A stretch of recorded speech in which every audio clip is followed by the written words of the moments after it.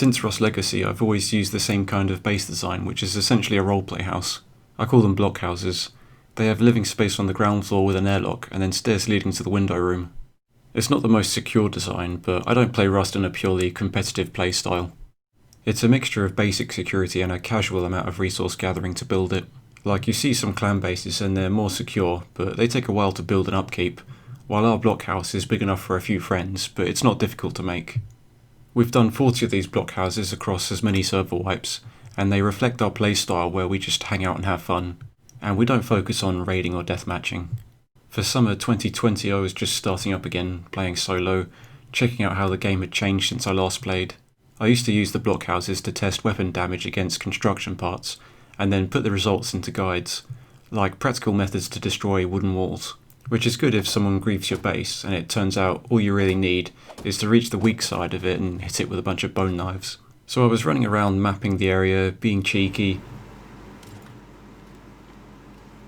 and I found a pistol, so I used it, as you would in a first-person shooter. I hit a couple of players, and they seemed really upset about it. They ended up hanging around outside the base with guns, but I have a little bit of competitive experience, so I managed to kill a few and get a couple of shotguns from them. And this is where things got interesting, because they seemed to take it kind of personally.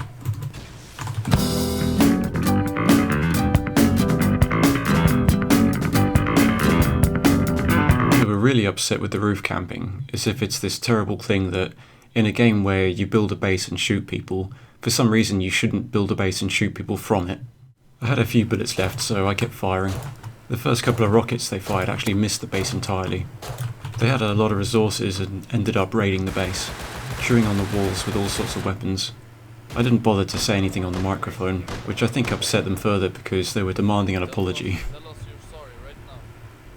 If they wanted an apology for getting shot at in a first-person shooter, I think they're playing the wrong game. They sounded a little bit disorganised because I heard a couple of friendly fire incidents. One of them had this amazing Scouse accent. He was like, "Throw out your guns now and we won't raid you." Another seemed to think that there were multiple players in the base because he'd say guys.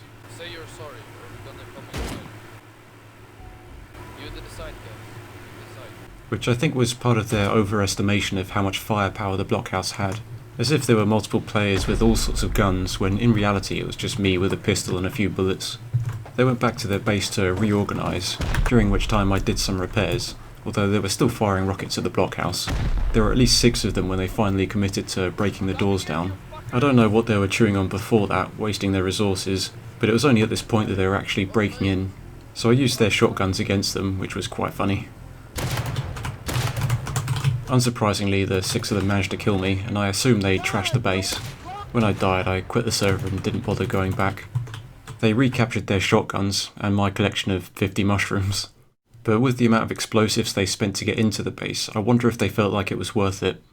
I don't want to assume that they were a little bit insecure, but committing to smashing someone's base over a few pistol shots was like making a mountain out of a molehill. I think it would only have taken one of them to say, "Hey, this guy's not worth it, let's walk away," and they'd have saved themselves the trouble. Whether or not they felt like it was a good exchange, I feel like I got a good story out of it.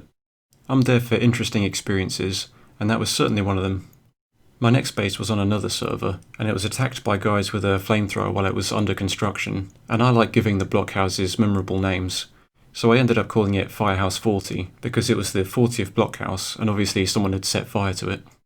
I could play Rust in a clan and just farm resources for them, and follow whatever the clan was doing, and then be involved in clashes where whichever side has a cheater is going to win.